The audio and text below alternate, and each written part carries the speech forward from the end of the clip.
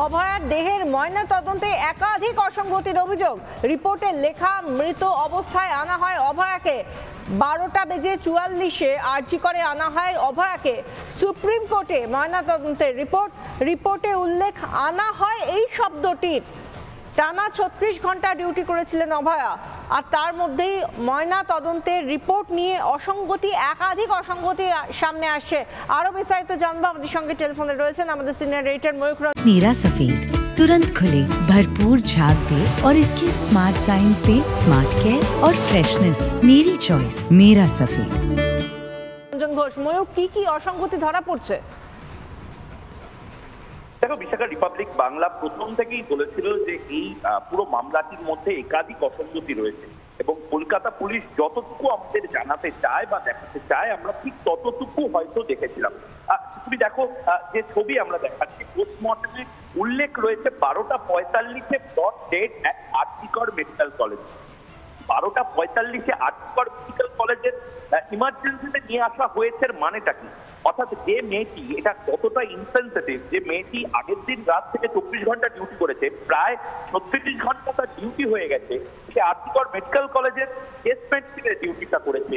Emergency, যে emergency ব্লকে death certificate দেখা হয় সেই ব্লকেই কাজ করেছে, তাকে নাকি বাইরে থেকে আনা হয়েছে। এবং সত্যিই কি তাকে বাইরে থেকে আনা হয়েছে এই প্রশ্নটি যেরকম থাকছে, তার পাশাপাশি থাকছে ডট ডেট অ্যাট 12:44 কেন লেখা আছে। এর আগে আমরা রিপাবলিক যে মেডিকেল অফিসার অন ডিউটি ছিল, ইমার্জেন্সি মেডিকেল অফিসার যিনি ছিলেন তাপস প্রামাণিক, তিনি কিন্তু বলেছিলেন যে 12:44 অবধি সই করতে কেউ রাজি হয়নি যে এই অবস্থায় পাওয়া গেছে। না টেস্ট মেডিসিনের এইচওডি সই করেছে, না প্রিন্সিপাল সই করেছে সন্দীপ ঘোষ। 12:44 অবধি যে মেয়েটি ভোর 4টে থেকে 5টার মধ্যে মারা গেছে বলে ধারণা করা হচ্ছে পোস্টমর্টমে, ভোর 4টে থেকে 12:44 অবধি মেয়েটি যে মারা গেছে সেইটা জানাতে বা লিখতে পর্যন্ত এদের হাত কেঁপেছে। তার মানে কোথাও গিয়ে তাদের প্ল্যানিং প্লটিংটা তখনও চলছিল। এবং পুলিশের ভূমিকা নিয়েও, পুলিশ কি ইচ্ছাকৃত এই জিনিসটা করেছে? পোস্টমর্টম কি করেছেন এই অপূর্ব বিচার, তারও কি একবারও হাত কাঁপলো না? পোস্টমর্টম রিপোর্টে তারই এক সহকর্মীর পোস্টমর্টম করে সেখানে লেখা থাকছে dot date at 12:44 at RG Kar medical college. RG Kar medical কলেজের বাইরে কি টেস্ট ডিপার্টমেন্ট, যে সেমিনার রুম থেকে দেহ পাওয়া গেছে বলে বলা হচ্ছে, সেই সেমিনার রুমটা কি আরজিকর মেডিকেল কলেজের বাইরে শ্যামবাজার বা শোভাবাজার বা যাদবপুর গড়িয়াতে রয়েছে? আসলে কি ঢাকতে এতগুলো ভ্রষ্টাচার, এতগুলো অসঙ্গতি, এতগুলো ক্ল্যারিক্যাল মিস্টেক করা হয়েছে? এই প্রশ্নটা কিন্তু বাংলার মানুষ বারবার চাইছেন বিনীত গোয়েলদের কাছ থেকে। কারণ তুমি যখন এই এতগুলো অসঙ্গতির কথা সামনে আনছো ময়ূক, সেই সময় আমরা টেলিফোনে পেয়ে গিয়েছি চিকিৎসক সুবর্ণ গোস্বামীকে। তুমি তার কাছে যদি কোনো প্রশ্ন রাখতে চাও। সুবর্ণবাবু, নির্দিষ্টভাবে আমরা যিনি ইমার্জেন্সি মেডিকেল অফিসার ছিলেন তাকেও আমরা জিজ্ঞেস করেছি এবং এরপরে আমরা দেখেছি 12:44 অবধি কেউ লিখতে অস্বীকার করেছে, ইমার্জেন্সি মেডিকেল অফিসারের কাছে সই করতে অস্বীকার করেছে যে অভয়া মারা গেছে। এবং তারপরেও আমরা দেখতে পাচ্ছি আরজিকর মেডিকেল কলেজে 12:44 ডট ডেট লেখা হয়েছে, যে মেয়েটি 4টে-5টার সময় ভোরবেলা মারা গেছে বলে পরে পোস্টমর্টমে জানানো হচ্ছে। এতটা ডেট টাইম নিয়ে এত গোলমাল, এত নয়ছয় কেন? দেখুন, পুরোটাই হচ্ছে যে গোলমালে ভরা, আপনার অসঙ্গতিতে ভরা। যদি আপনি দেখেন সকালবেলা হচ্ছে যে পুলিশের খাতায় লেখা হয় আনকনসিয়াস যদি কাউকে পাওয়া যায় তাহলে পুলিশের প্রথম কর্তব্য তাকে এমার্জেন্সিতে নিয়ে যাওয়া, চিকিৎসার জন্য, তার জ্ঞান ফেরানোর জন্য, তার প্রাণ বাঁচানোর জন্য, তাকে বাঁচানোর চেষ্টা করা উচিত। সেটা করা হয়নি, ওখান থেকে নিয়ে যাওয়া হয়নি, কারণ তারা জানতো যে মৃত জেনেও তারা হচ্ছে অজ্ঞান লিখেছে। তারপরে যেটা পরপর যা হয়েছে, ইমার্জেন্সি মেডিকেল অফিসারকে ডেকে পাঠানো হয়েছে, তিনি বলেছেন আমি ডেথ ডিক্লারেশন করব, কিন্তু আপনারা কেউ অন্তত সই করে দিন যে মৃতদেহটা কে আনলেন বলে। কেউ সই করতে চাননি, এইচওডি চেস্ট মেডিসিন সই করতে চাননি, অন্য কোনো ফ্যাকাল্টি যে ওখানে যারা ছিল তারা কেউ সই করতে চায়নি। তারপরে যারা ফরেনসিকের, প্রথম কথা ফরেনসিক করাতেই চাইছিল না।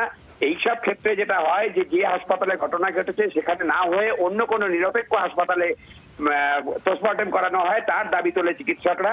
সেটাও মানা হয়নি, বলা হয় ওখানেই পোস্টমর্টম হবে। এবং পোস্টমর্টম তখন বলা হয় তাহলে বাইরে থেকে টিম আনুন, সেটাও রাজি হয়নি। দরাদরি করে বলেছে এখানকার 2জন থাকবে, বড়জোর আমি বাইরে থেকে একজনকে আনতে পারি। সন্দীপ ঘোষ এনআরএসপি এর প্রিন্সিপালকে ফোন করে ওখানকার জুনিয়র মোস্ট একটি ফরেনসিকের একজন টিচারের নাম বলেন, যিনি সদ্য অ্যাসিস্ট্যান্ট প্রফেসর হয়েছেন, কদিন আগে আরএমও ছিলেন, তাকে হচ্ছে যে তার নাম করে বলে দেন যে ওকেই পাঠাতে হবে। প্রিন্সিপাল, এনআরএস প্রিন্সিপাল বলেন যে আমার এখানে অনেক সিনিয়র এক্সপার্ট আছে, অভিজ্ঞ, বলেছে না না ওনাকেই পাঠাতে হবে। এনআরএস প্রিন্সিপালকে অর্ডার করবার সময় পর্যন্ত দেয়নি, সন্দীপ ঘোষই অর্ডার করে দেন এনআরএস এর ওই টিচারকে, যেটা তিনি করতে পারেন না। আর এনআরএস এর ওই জুনিয়র অ্যাসিস্ট্যান্ট প্রফেসর তিনিও সন্দীপ ঘোষের অর্ডারে যেতে পারেন না, অথচ সন্দীপ ঘোষের অর্ডারেই তিনি চলে এসেছেন, এসে একটা সাজানো পোস্টমর্টেম করেছেন এবং পোস্টমর্টেম করে ওইখানেই রিপোর্ট আপলোড করার কথা ছিল, সেটা না করে ওরা চলে যান সন্দীপ ঘোষের ঘরে। সন্দীপ ঘোষের সাথে 8 ঘন্টারও উপর হচ্ছে তারা রুদ্ধদ্বার বৈঠক করেন কি রিপোর্ট আপলোড করা হবে, তারপর ফিরে এসে ওনারা রিপোর্ট আপলোড করেন। এবং এই যে রিপোর্ট আছে সেখানে অসংখ্য অসঙ্গতি আছে, আমরা একাধিকবার বলেছি। এতে যদি হচ্ছে যে এক হোক বা একাধিক হোক, ধর্ষক থাকেন বা আততায়ী থাকেন, এক হোক বা একাধিক হোক, তাদের কাউকে হচ্ছে যে মানে কনভিক্ট করা এটা খুব কঠিন। এই হচ্ছে যে সাজানো পোস্টমর্টেমের উপরে দাঁড় করিয়ে সেইভাবে ফাঁক ফোকর রাখা হয়েছে পোস্টমর্টেমে, যাতে ডিফেন্স লয়ার বের করে নিয়ে যেতে পারে আততায়ী বা ধর্ষকদের। অনেক ধন্যবাদ সুবর্ণ গোস্বামী। অর্থাৎ পদে পদে বিশাখা, পদে পদে অসঙ্গতি, পদে পদে এক একটা টেকনিক্যাল মিস্টেকের নাম করে ইচ্ছাকৃত ক্রিমিনাল অফেন্স করা হয়েছে। এরপরেও কিভাবে এই যে অপূর্ব বিশ্বাস যিনি পোস্টমর্টমটা করেছেন, সন্দীপ ঘোষের মতন তাকেও কেন তার শাস্তি হবে না, বা বিনীত গোয়েল এখনো কি করে পদে থাকতে পারেন যেখানে পুলিশ এত কিছু করেছে। আবার বলছি 12টা 44 বিশাখা, এটা আমি ছেড়ে দিলাম লিগ্যালিটির প্রশ্ন, আমি আইনের প্রশ্ন ছেড়ে দিলাম, আমি শুধু বলছি বিশাখা কতটা ইনসেনসিটিভ। একজন সহকর্মী, সে মারা গেছে ভোর 4টের সময় অন ডিউটি কাজ করতে করতে, ডাক্তার সে, অপূর্ব বিশ্বাসী ডাক্তার, এও স্বাস্থ্যকর্মী ডাক্তার। 12টা 44 নাকি আরজিকর মেডিকেল কলেজে তাকে নিয়ে আসা হয়েছিল, ব্রড ডেট আর আরজিকর মেডিকেল কলেজ। অর্থাৎ গাড়ি করে বা ট্যাক্সি করে যেভাবে কোনো অ্যাক্সিডেন্টের কেসে আমরা কোনো হাসপাতালে নিয়ে যাওয়ার সময় সেখানে বাইরে রাস্তাতেই মারা যায় কেউ, ঠিক সেভাবে লেখা হয়, ঠিক তেমনই যেন লেখা হয়েছে আরজিকর মেডিকেল কলেজে ব্রড ডেট হিসেবে তাকে নিয়ে আসা হয়েছে। এরপরেও যদি সাধারণ মানুষের রাগ, দুঃখ, অভিমান বা ক্ষোভ না হয়, আর কিসে হবে আমি জানি না। এবং এরপরেও কি বিনীত গোয়েল বুঝতে পারছি না তার বিরুদ্ধে কেন এত ক্ষোভ হচ্ছে। ধন্যবাদ ময়ূক। এই যে এতগুলো বিষয় সামনে আসছে, এতগুলো অসঙ্গতি পরতে পরতে উঠে আসছে, তার মধ্যেই আমরা জানি এই একটার পর একটা প্রশ্ন উঠে আসছে।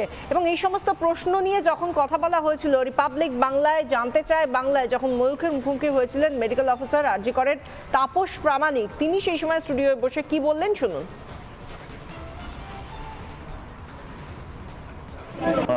বডি পাওয়া গেল 9:30টার সময়, 12:30 কি তারপরে বোধহয় পলি সমাদ্দার গেছেন ওখানে বোধহয়।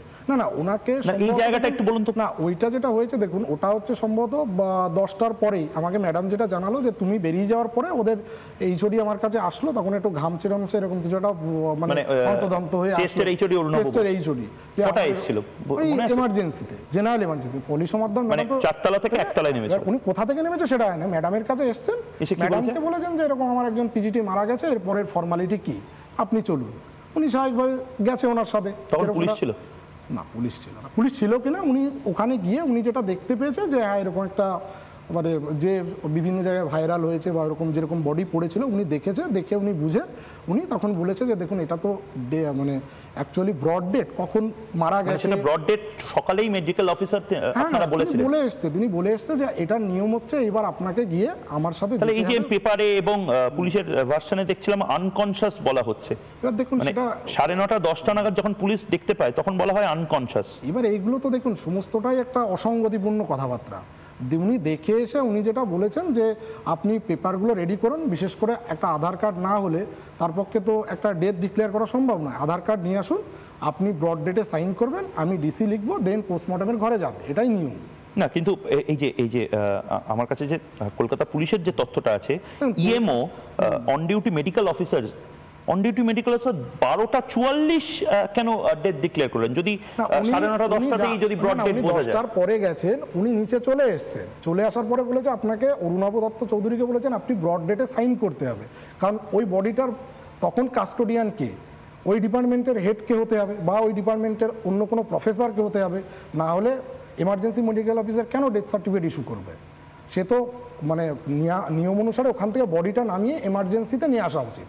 কিন্তু যেহেতু একটা সেন্সেশনাল কেস, সেক্ষেত্রে মানে মেডিকেল তখন কি বোঝা গেছিল এটা রেপ মার্ডার হতে পারে? মানে এবার অর্ধনগ্ন দেহ? ম্যাডাম যেটা দেখেছেন, ম্যাডাম দেখে পুরো আশ্চর্য হয়ে গেছেন যে এইরকম ভাবে এরকম একটা ভয়ঙ্কর কাণ্ড ঘটে গেছে। ম্যাডামও খুব, আমাকে যেটা উনি বললেন প্রথম থেকে, হ্যাঁ মানে উনি যেটা বললেন যে যেটা দেখেছি সেটা দেখে আমার খুব ভয়ঙ্কর লেগেছে এবং আমি দেখে বেশি মানে সময় খালি দাঁড়াতে চোখেই পারিনি। মনে হয়েছে? খালি চোখে উনি দেখে দেখুন, ওইটা দেখে কারো পক্ষে বলা সম্ভব নয় সুইসাইড, যেটা ম্যাডাম বলেছিলেন আমাকে। এবং অদ্ভুতভাবে আপনি বলছেন যে দুটো জিনিস, এক হচ্ছে 12:44 অবধি অপেক্ষা করতে হয়েছিল কারণ 12:44 অবধি চেস্ট মেডিসিনের এইচওডি সই করতে রাজি হননি।